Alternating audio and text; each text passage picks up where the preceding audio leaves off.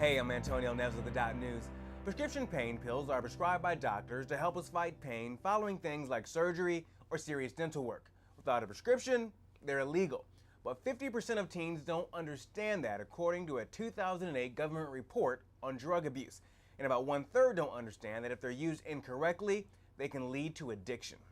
I was never like one of those kids that people looked at and saw like problems or like that kid's messed up or anything like that. I was just like this little blonde happy girl. Haley Norwood seemed to be that all-American girl, a cheerleader in ninth grade, a softball star in 10th, but somehow, by her junior year, her life spiraled out of control, from alcohol and marijuana to abusing prescription pain medicines. And that was like every day, and every day quickly went to like before school and after school, and that quickly went to before skipping school and after school. Haley ended up under arrest, charged with stealing money. Our biggest fear was that Haley would eventually kill herself with some kind of combination of drugs or even commit suicide. I mean, because her situation had become so unmanageable.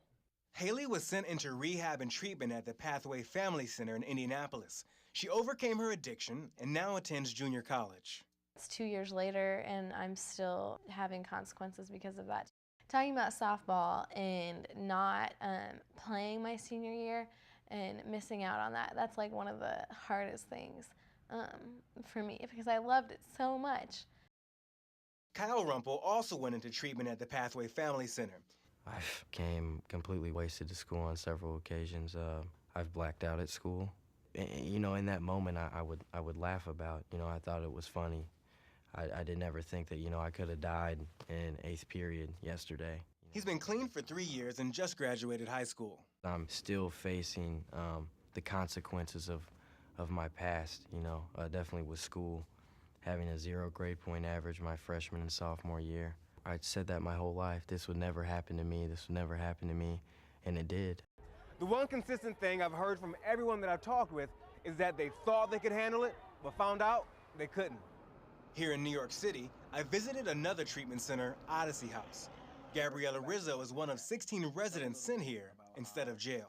It ruined my life. It took school away from me. It took my family, my friends away from me. Gabriella took Vicodin for serious dental pain. Afterwards, she began getting the pills illegally from friends at school. From the pills, it progressed to heroin, and so I was using heroin, and I got arrested, and the judge asked me, would I like to get help? Because he knew I had a problem, or would I like to go to jail? For Gabriella, the wake-up call to stop abusing prescription drugs came when her cousin died from an overdose. She died from prescription pills. So when she died, I kind of took a look at myself. I didn't want to see my family hurt the way they were hurting when I was at her funeral, and I knew I had to change some way. It could change in my life. Gabriella's been at Odyssey House for 5 months. She's studying for her high school diploma and wants to become a medical assistant. It's a blessing. I get to live today.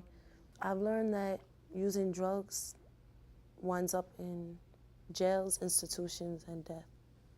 And that's it. There's nothing good in drugs. You feel good for the minute, but it messes up your life. I'm Antonio Neves for the Dot News.